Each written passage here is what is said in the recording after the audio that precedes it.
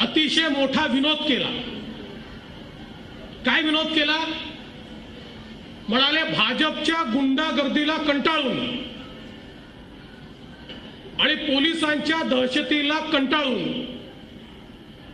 मी आता राजीनामा देतोय। आता तो खरा नव्हताच हे आपल्यालाही माहिती होतं, पण काय नाटक कंपनी हुशार आहे बघा।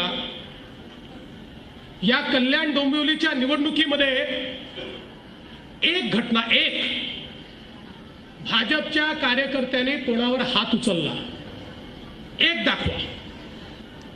पण ही संस्कृती कुठली आहे?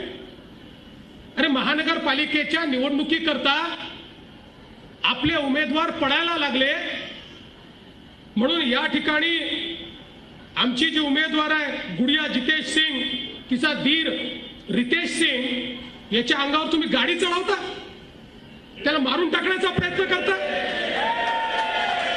काल रात्री तुम्ही आमचा कृष्णा परुळेकर याला किडनॅप करून नेलं आणि त्या ठिकाणी गुरासारखं बनवलं। हा कोणता दहशतवाद आहे? ही कोणती निवडणूक आहे? खरं काय नाटक कंपनी आहे बघा। आमच्या कार्यकर्त्यावर हल्ले करायचे, आमच्याच कार्यकर्त्यांना मारायचं आणि यांनी आम्हालाच दहशतवादी ठरवायचं।